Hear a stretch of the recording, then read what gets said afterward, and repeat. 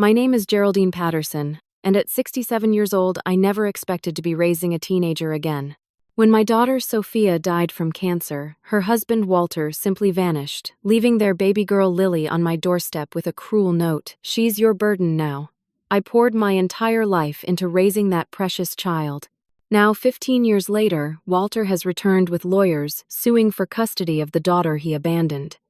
Before I tell you how this nightmare began, let me know where you're watching from, and hit that subscribe button if you want to hear stories of families who overcome life's cruelest challenges.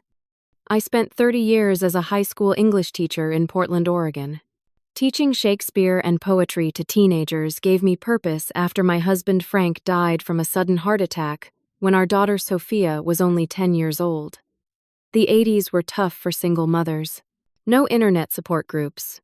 No easy meal delivery services.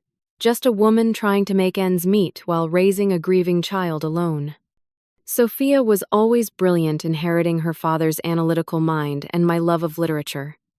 She kept a journal from age 8, all the way through adulthood, writing daily entries in her neat, precise handwriting. Every Sunday morning, we had our special tradition of blueberry pancakes and board games, even through her difficult teenage years when most kids pull away from their parents. I cherished those moments, never knowing how precious they would become in memory. When Sophia got accepted to the University of Washington on a full academic scholarship to study marine biology, I felt like we had both accomplished something amazing. She had always been fascinated by the ocean since our trips to the Oregon coast. I can still picture her at 6 years old, carefully placing starfish back into tide pools and naming all the different species of shellfish she found. She called me twice a week during college, telling me about her classes and research projects with such enthusiasm. Her professor had even selected her to assist with a research expedition to study coral reefs in Australia during her junior year. That trip changed her life in ways I never could have predicted. It was during her senior year at a university fundraiser when she met Walter Kingston. He was 35 to her 22, already established as a biotech entrepreneur with his own startup company, focused on marine-based pharmaceuticals. He attended the fundraiser looking for research talent to recruit, and instead found my daughter. When Sophia first brought Walter home to meet me, I noticed how he charmed the room. Tall, with carefully styled dark hair and expensive suits, he spoke confidently about his business ventures and future plans.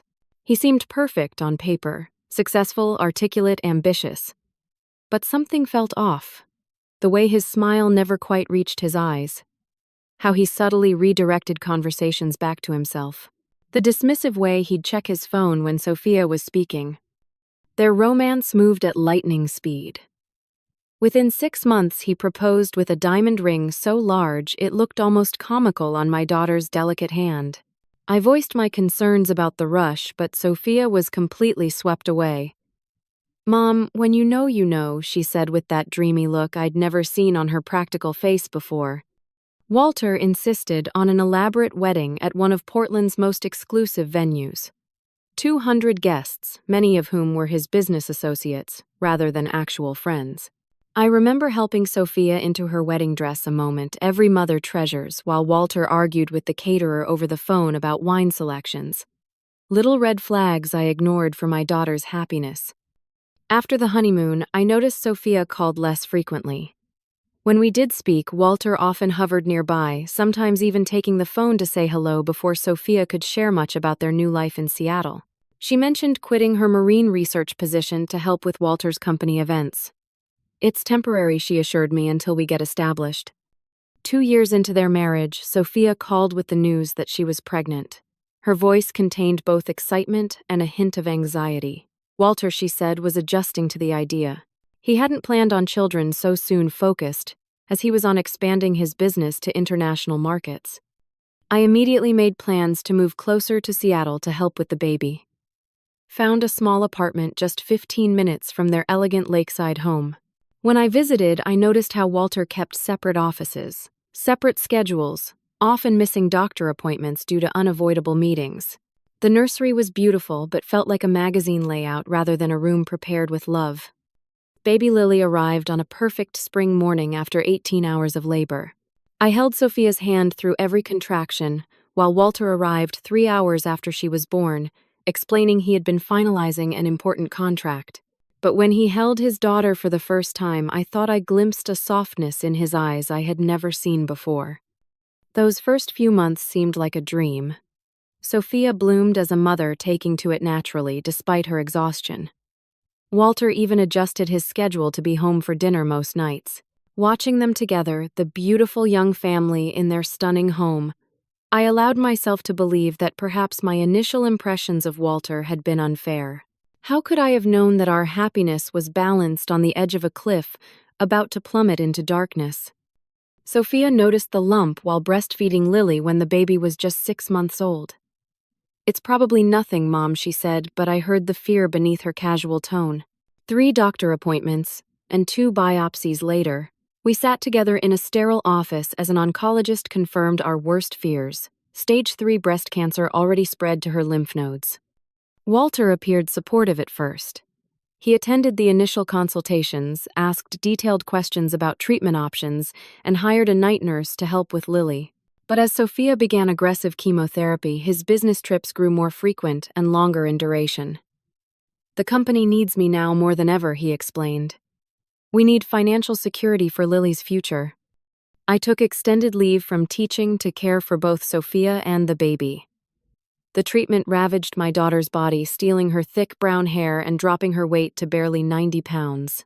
Some mornings I would find her sitting by Lily's crib, just watching her daughter sleep, tears streaming down her face. "She won't remember me, will she?" Sophia whispered. One particularly difficult night after a round of treatment had left her too weak to hold her own child. "She's so little.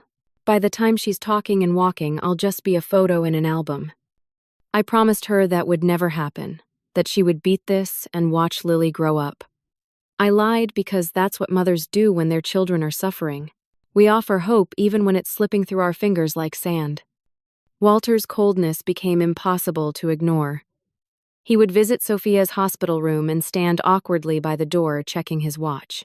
When the doctors delivered bad news about the cancer's progression, he would immediately start questioning them about statistical probabilities rather than comforting his wife.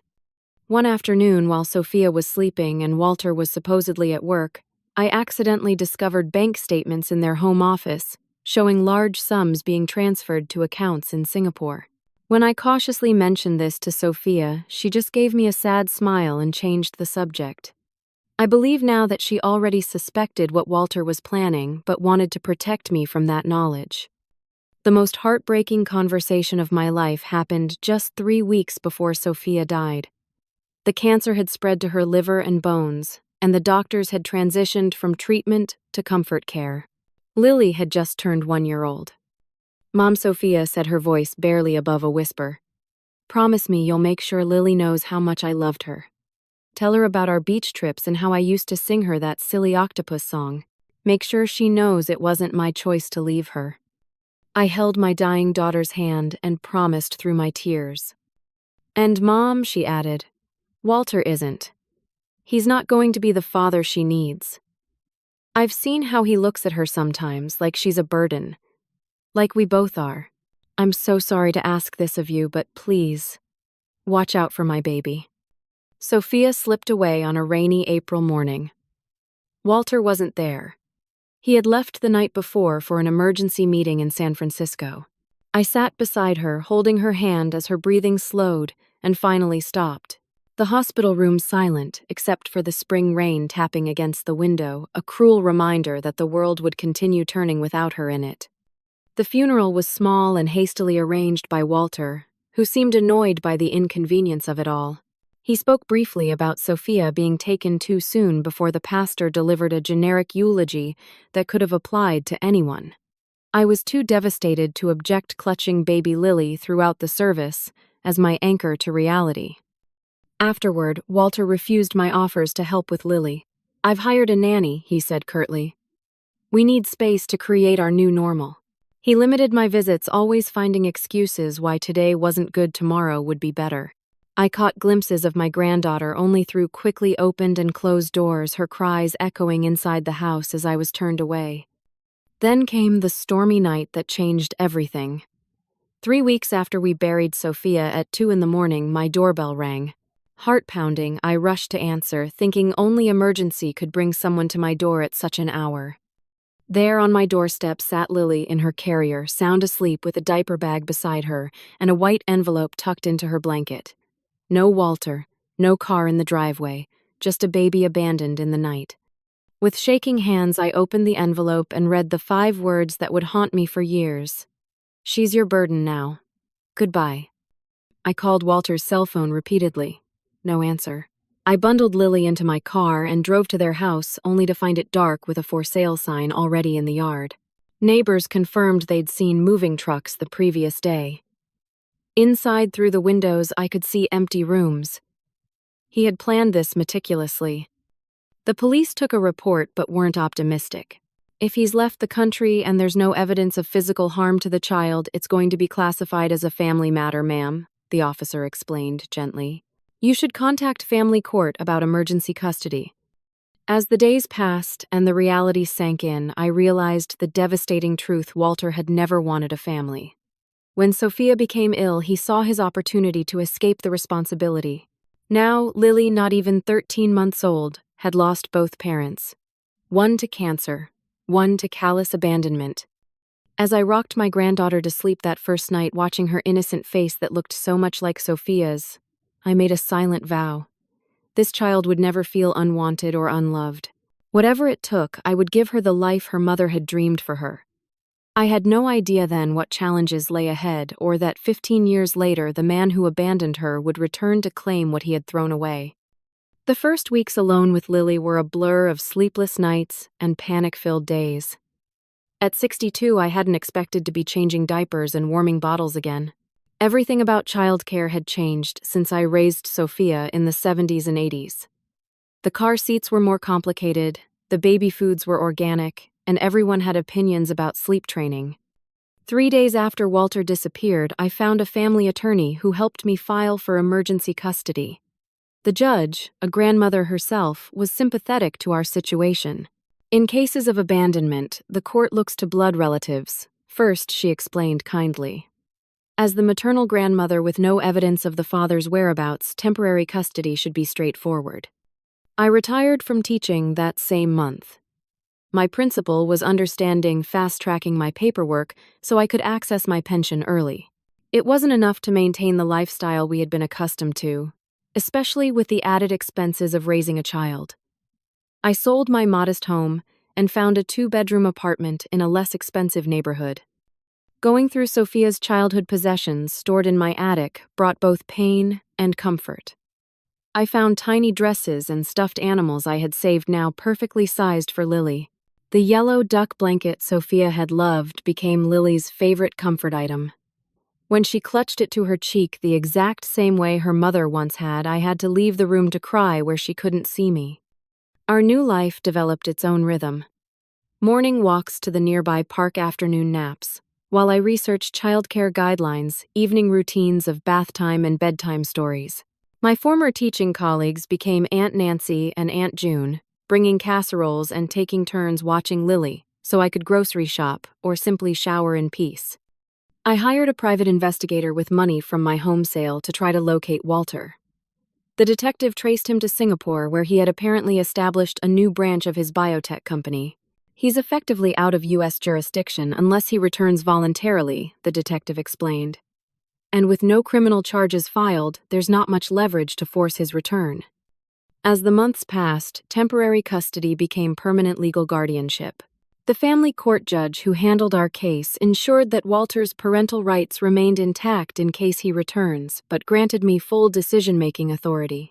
I legally changed Lily's last name to Patterson Kingston, keeping a connection to both sides of her heritage despite Walter's desertion. Lily's first steps happened in our tiny apartment living room 10 months after Walter left.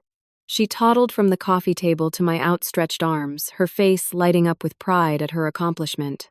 Her first word was book, which made the English teacher in me burst with joy. As her personality emerged, I saw pieces of Sophia in her curiosity about nature and her determined spirit. But Lily was entirely her own person, too. I created systems to keep Sophia's memory alive for her daughter. A special box held photos and mementos, including Sophia's journals, which I would save for when Lily was older. Every month on the date of Sophia's birthday, we would have blueberry pancakes, and I would share a new story about her mother. Your mommy used to collect seashells, I would tell toddler Lily. She knew the name of every fish in the ocean. Simple stories that would build into a complete picture over time. When Lily turned 5 and started kindergarten, the questions about her father began. "Where's my daddy?" she asked one night at bedtime. "Mackenzie has a daddy who picks her up after school."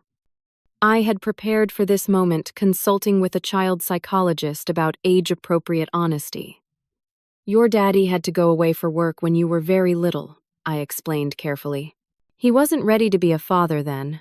Sometimes grown-ups make choices that hurt other people not because the other people did anything wrong, but because the grown-ups have problems of their own." As Lily progressed through elementary school, her academic gifts became apparent.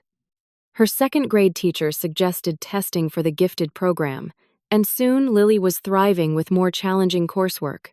I scrimped and saved to move us to a better school district, finding a small rental house with a yard where Lily could have a garden. Our community expanded as Lily grew. Parents of her school friends, my book club members, neighbors, who helped with home repairs I couldn't manage myself. We built a chosen family around us that filled the gaps left by those who should have been there. On Lily's 10th birthday, I took her to the aquarium, remembering how Sophia had loved marine life. Lily pressed her face against the glass of the ocean exhibits, naming each species without looking at the placards. "I want to study the ocean, like Mom did," she declared. That night, I gave her one of Sophia's journals from college, her first real connection to the mother she couldn't remember. Through all these years, I kept one eye on the horizon, half expecting Walter to reappear. I maintained a filing system documenting every aspect of Lily's life: medical records, school reports, photographs of holidays and milestones. Something inside me knew that someday I might need to prove what he had missed, what he had thrown away.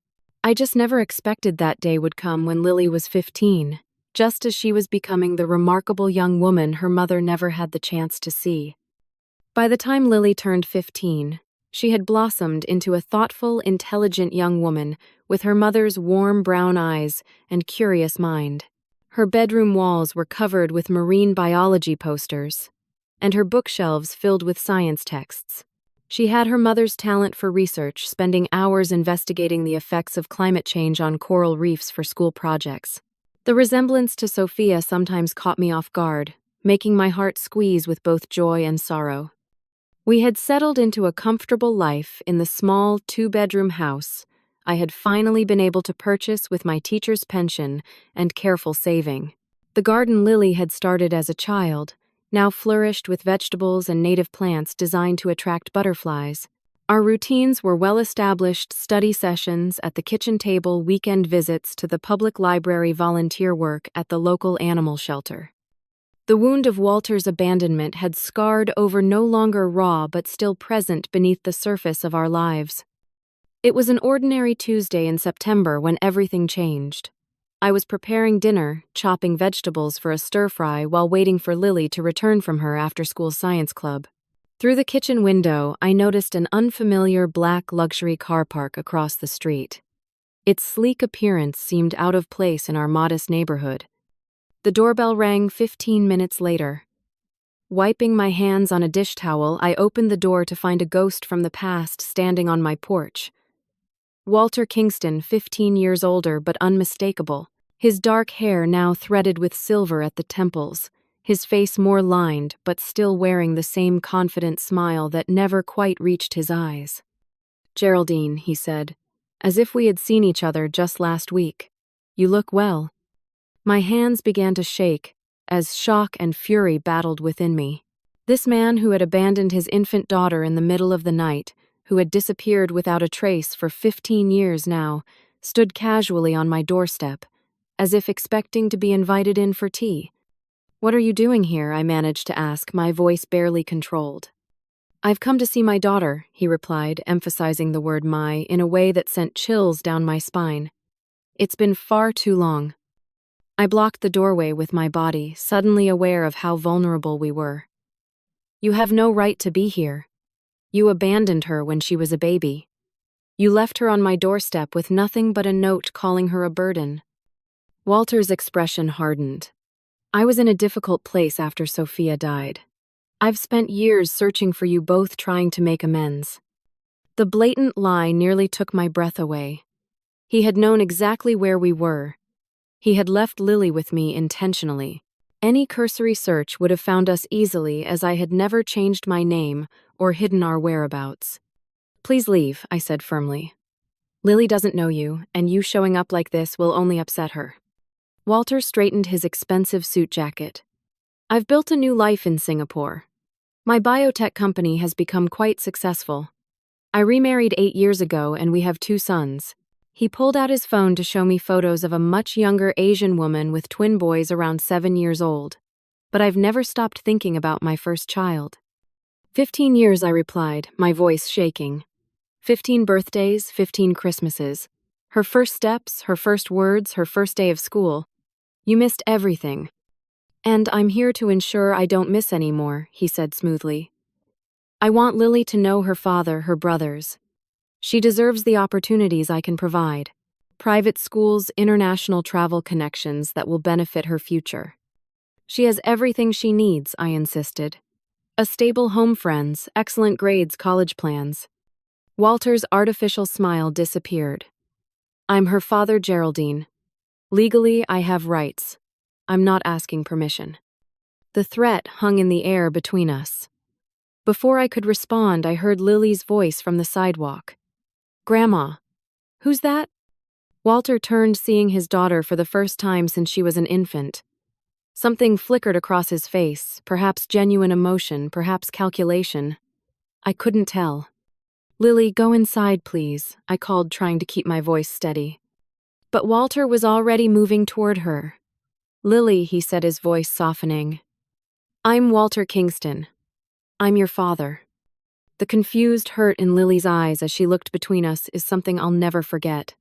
Her backpack slipped from her shoulder as the textbook she carried clutched against her chest became a shield. "You should go," I told Walter firmly, moving to stand beside Lily. "I'll be in touch," he replied, handing me a business card. "Kingston, Biomedical Singapore, and now Seattle. I've relocated part of my operation here." His eyes fixed on Lily again.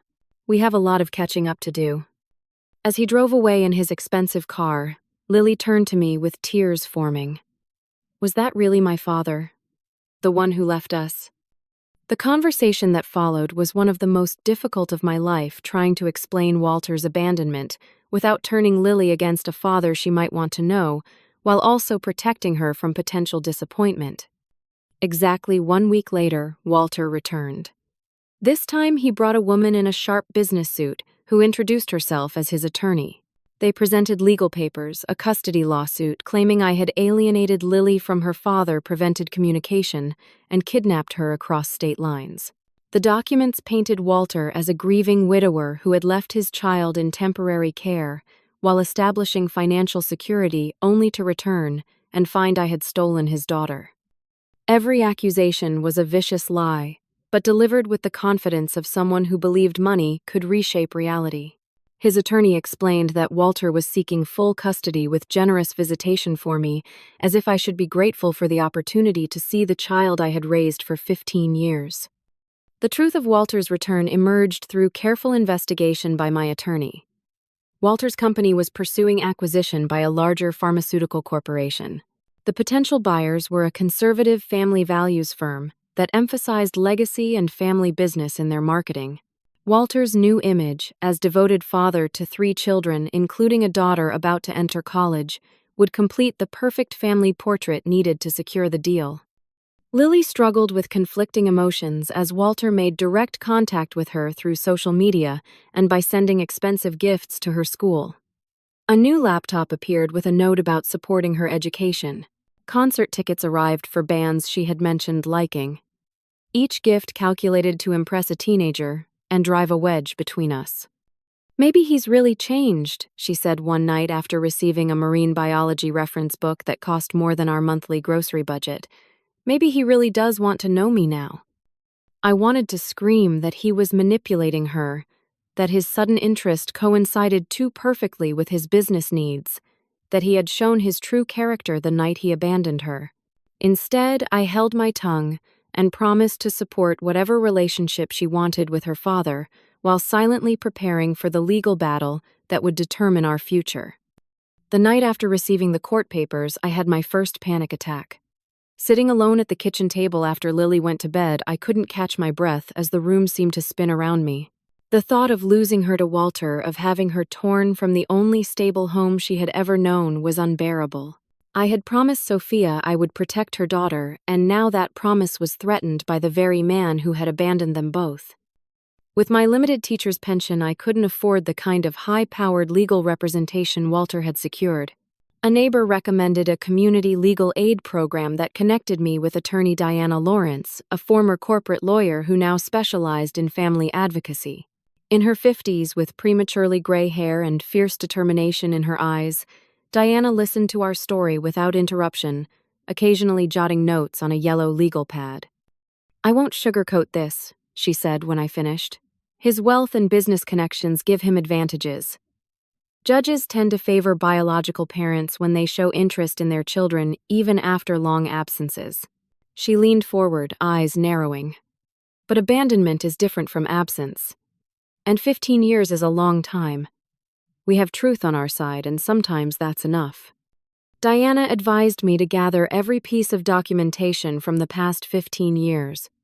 "We need to show the court who has been Lily's true parent," she explained. "Every school form you signed, every doctor's appointment you attended, every milestone you celebrated." I retrieved the note Walter had left with baby Lily 15 years earlier, carefully preserved in a plastic sleeve. The 5 cruel words he had written would be our strongest evidence of his deliberate abandonment. For days, I sorted through 15 years of memories. Lily's immunization records with my signature on every form, school projects where she had written "My grandmother Geraldine" under parent divided by guardian, photographs of birthdays and holidays where Walter was conspicuously absent. Each piece of paper a testimony to the life we had built without him. The hardest part was explaining the situation to Lily. At 15, she was old enough to understand the legal proceedings, but still vulnerable to the emotional manipulation Walter had already begun. We sat in our small living room, the evidence of our life together, surrounding us in family photos and handmade crafts from her childhood. "The judge will probably want to speak with you," I explained gently. "You need to be honest about your feelings. If you want to know your father, that's okay. I'll support whatever relationship you want to have with him." Lily twisted her hands in her lap. "But what happens if he gets custody? Would I have to live with him? Move to Singapore?" "I don't know," I admitted. "That's what we're fighting to prevent. But no matter what happens in court, nothing changes how much I love you or the family we've built together." Through Diana's investigation, we discovered Walter had actually been back in the United States for 3 years, establishing a Seattle office without making any attempt to contact Lily. Records showed he had purchased a home in an exclusive neighborhood 2 years earlier, never once trying to find the daughter he now claimed to miss desperately. We also learned about the pharmaceutical acquisition that motivated his sudden interest in family reunification. Kingston Biomedical was facing ethics investigations in Singapore over testing practices, and the American acquisition represented a critical financial lifeline. The acquiring company's CEO was known for his conservative family values and had previously walked away from deals with executives whose personal lives didn't align with his standards. Perhaps most damning was the pattern Diana uncovered of Walter's previous relationships. Before Sophia, there had been 2 other women he had dated seriously, and then abandoned when their needs became inconvenient to his ambitions. One had been pregnant, ultimately miscarrying after Walter ended the relationship without warning. "He has a history of leaving when things get difficult," Diana observed. "The court needs to see this pattern." Preparing Lily for possible testimony was heartbreaking. Diana gently explained that Walter's attorney might ask difficult questions, trying to find any hint of dissatisfaction with her life with me. "They might suggest Grandma kept you from having a relationship with your father," Diana explained. "Or that you've secretly wanted more material advantages than she could provide." Lily's eyes flashed with anger. "That's not true. She's always told me about my dad. She kept his pictures, told me stories. It was him who never called, never wrote, never showed up until now." Night after night, I lay awake, worrying, eventually getting a prescription for anti-anxiety medication just to function. I joined a support group for grandparents, raising grandchildren, finding comfort in stories from others who had navigated similar challenges. Their advice and understanding became a lifeline in the darkest moments. An unexpected ally emerged in the form of Walter's former business partner from his early days in Seattle. The man contacted Diana after hearing about the custody case through industry connections. Walter Kingston is the most calculating person I've ever met, he told us. Nothing he does is without purpose, and that purpose is always self-serving. He provided emails from the company's early days, including discussions about Walter's temporary inconvenience of having a family before Sophia's illness. 2 days before the court date, Diana called with concerning news. Walter had submitted character statements from prominent business leaders and photographs of the beautiful bedroom prepared for Lily in his Seattle mansion. He's building a compelling story of a father who made a mistake and now wants to make amends, Diana warned. We need something more. That night, Lily sat at our kitchen table, writing a letter to the judge, pouring her heart onto the page about the life we had built together, her memories and stability, her confusion about a father who appeared only when it seemed to benefit him. This is my home, she wrote. Grandma Geraldine is the only parent I've ever known. The evening before court, I visited Sophia's grave for the first time in months. Standing before the simple headstone, I spoke to my daughter as if she could hear me. I've done my best, I whispered. I've tried to be what she needs. Please, if you can help us tomorrow, help the truth be seen. As I walked back to my car, a strange calm settled over me. Whatever happened, Lily knew she was loved. Walter might have money and influence, but we had 15 years of truth. I had to believe that would be enough. The county courthouse loomed like a fortress, all stone and authority. Lily and I arrived early, dressed in our best clothes, a matching pair of navy blue dresses I had splurged on for the occasion. Diana met us at the entrance, her confidence a shield against my growing anxiety. Remember, she said quietly, Judge Martha Coleman has a reputation for putting children's interests first. She's been on the family court bench for 20 years and doesn't intimidate easily. We were directed to a polished courtroom with wooden benches and the state seal displayed prominently behind the judge's bench. Walter arrived 10 minutes later, accompanied by his attorney, a sharp-featured woman in an expensive suit, and a younger Asian woman I assumed was his new wife. He looked every inch the successful businessman in a tailored suit that probably cost more than my monthly pension.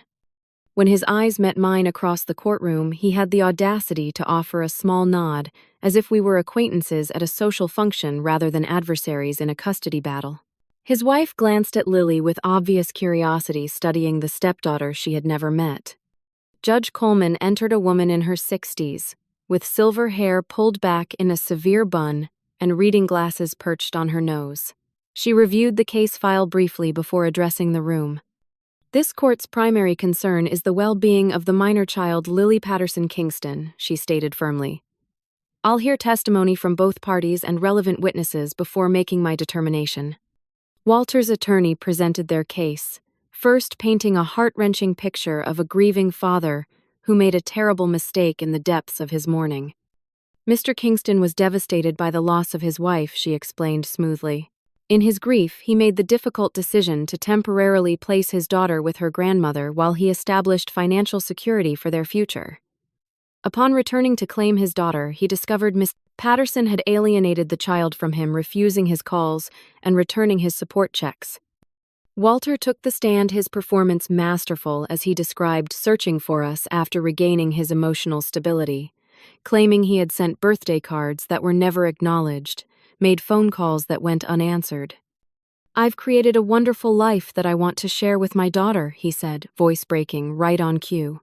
A stable home, private education opportunities, half-brothers who are eager to meet their sister. I've missed so much of her life already.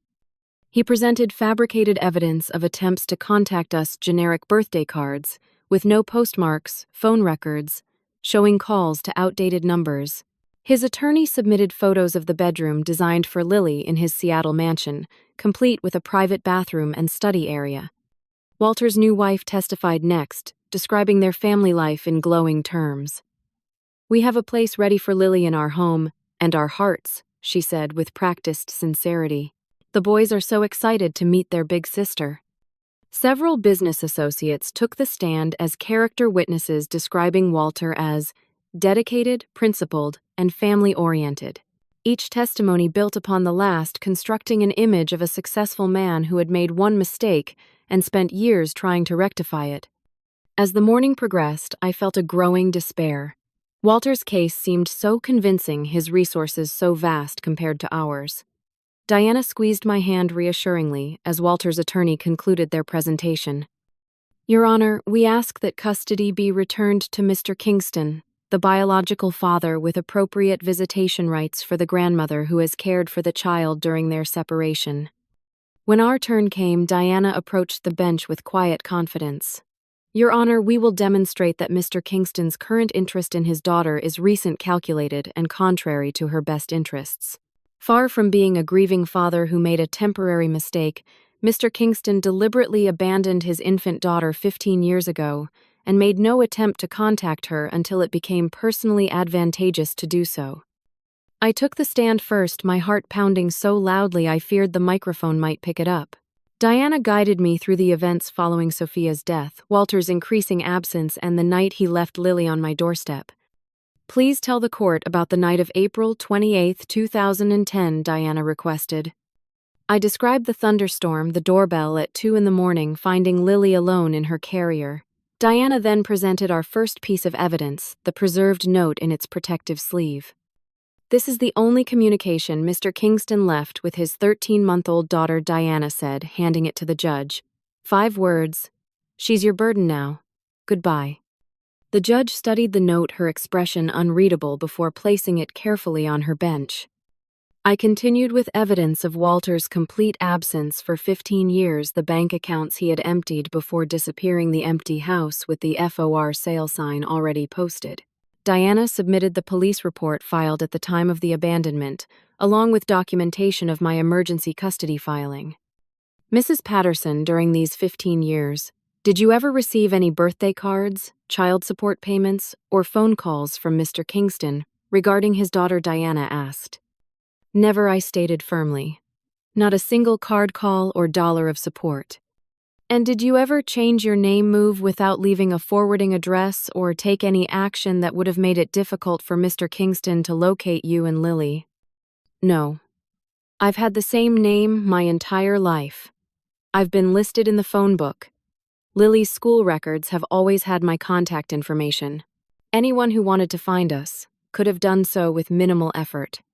Diana methodically introduced the documentation of Lily's life, her school photos showing her growth year by year, medical records with my signature as guardian, certificates from science competitions and honor roll awards.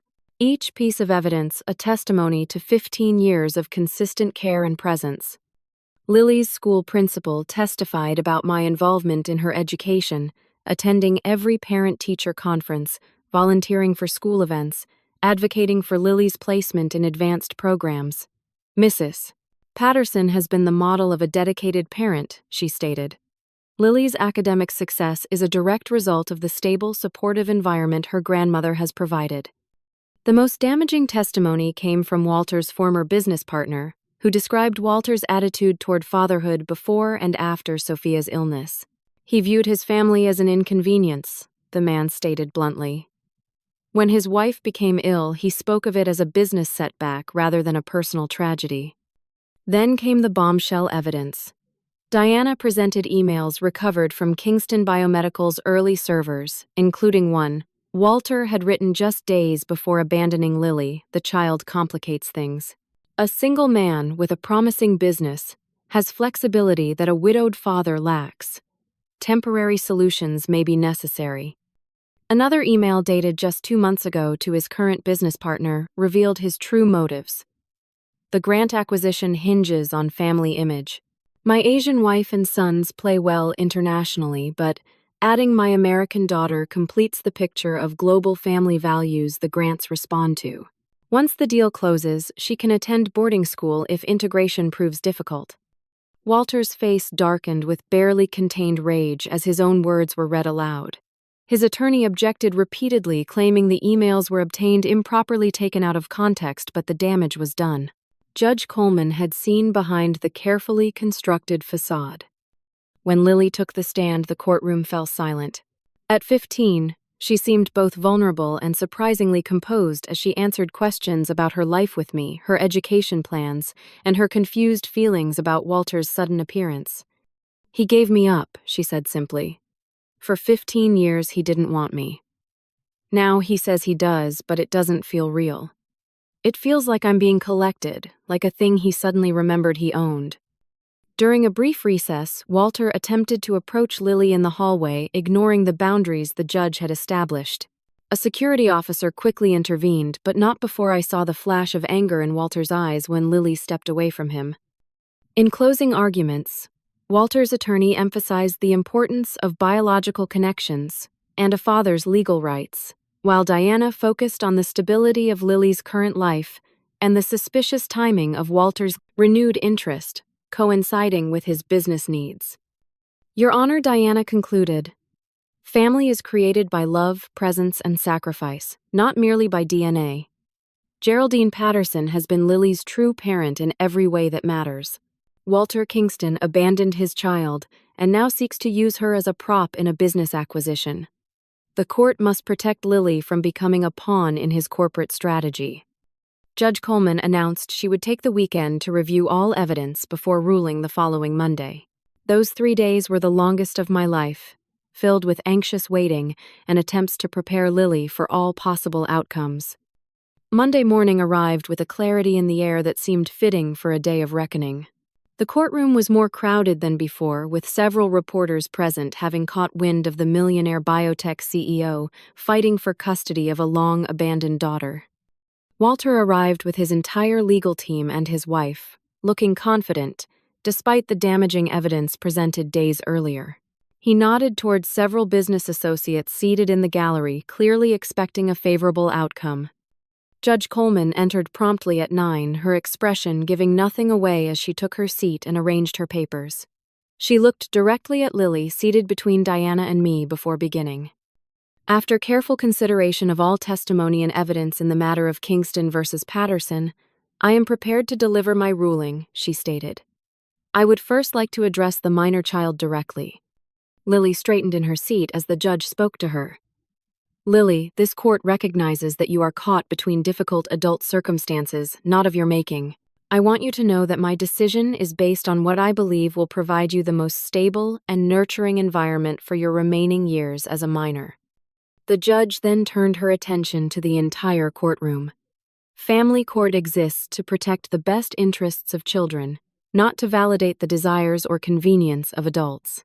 The evidence presented in this case tells a clear story of abandonment, absence, and opportunism, followed by a calculated attempt to rewrite history. Walter's confident smile began to fade as Judge Coleman continued.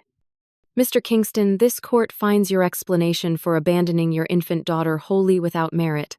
The evidence shows you deliberately left your child without support or contact for 15 years, making no attempt to fulfill even the most basic obligations of parenthood.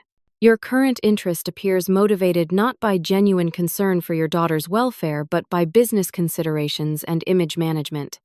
She lifted the note Walter had left still in its protective sleeve. These 5 words, "She's your burden now. Goodbye," represent your only communication regarding your parental responsibilities for 15 years. They speak volumes about your character and fitness as a parent. Walter shifted uncomfortably as the judge addressed me.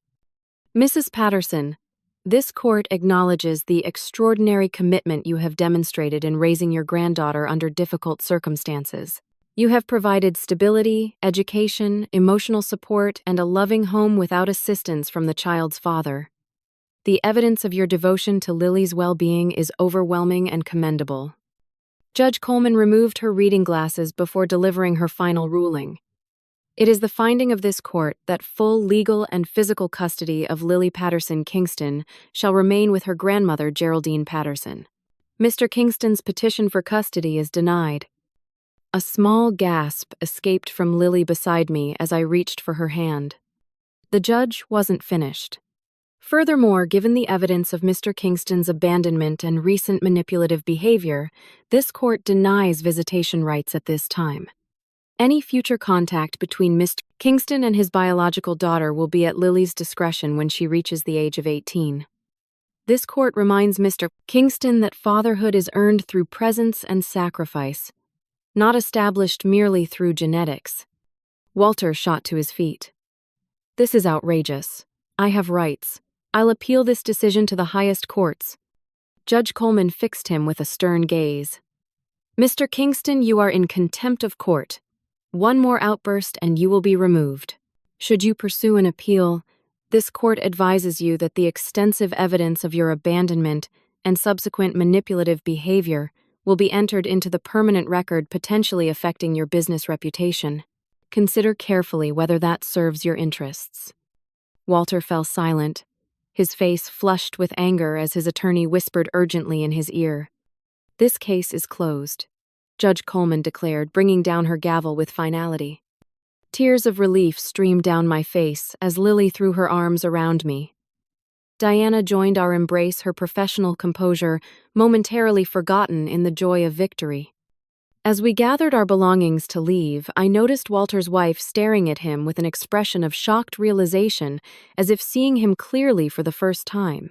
The emails revealing his plans to send Lily to boarding school after using her for the business acquisition had clearly been news to her as well.